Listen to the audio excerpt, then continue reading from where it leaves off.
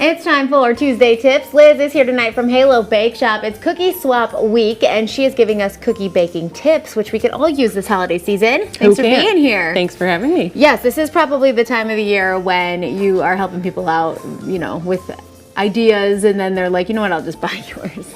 Always happy to do it for you. Okay, so cookie baking tips. This is important. The first one, is this French? It is. Okay, so tell me this tip. It's mise en place. Basically, it's just to have all your ingredients ready to go before you get started. You don't want to get started and then find out you're out of brown sugar. Yeah. And have to go to the store. So. That is the hardest thing for me as a person.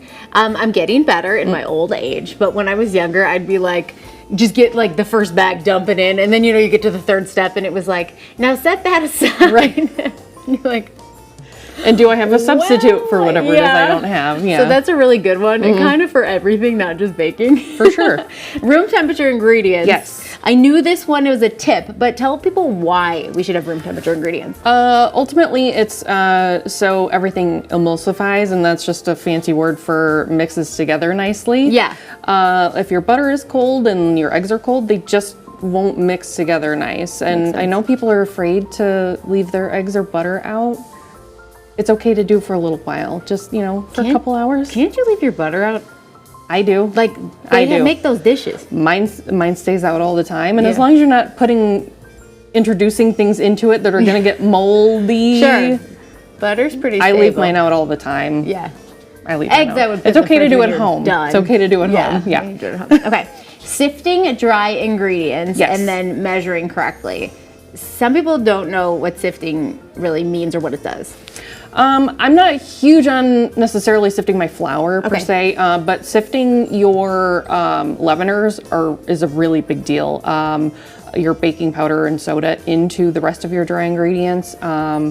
If you get I don't know if you've ever eaten a chunk of baking soda or baking powder in something, but it's really awful. Yeah. So those definitely sift into your flour. If anything, kind of go through your flour and just kind of fluff it up with a spoon before you spoon it into your measuring cup, just so you're not over measuring on your flour. Okay. But absolutely sift your leaveners before using those. When over measuring, do you mean kind of like when we pack brown sugar, we're kind of like getting as much as we can in there? Yes, absolutely. We want that for that, but not like for flour. Not for flour. That's a good tip. Okay, chilling the dough before you actually move on to the baking. So resting your gluten in most of your cookie doughs is a big deal. After you've made your cookie doughs, a lot of times if you chill it first before you scoop it and bake it, you just give it a little rest in the fridge.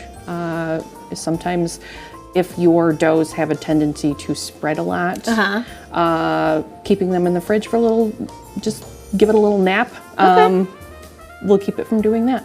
Okay, that's kind of like the same idea a little bit of what you said with like the room temperature ingredients in a good way. It's like instead of getting to the oven and just like kind of melting, it's more of like a solid cookie before it gets in there. Okay, so tell us what you have here on your cookie tray. So these are pecan snowballs, raspberry thumbprints, our little molasses ginger snaps, chocolate chip cookies, which are a big favorite around. They look really good and really special. They're a big favorite around our place. Yeah. And then chocolate peppermint kiss. Which one's your favorite? The molasses.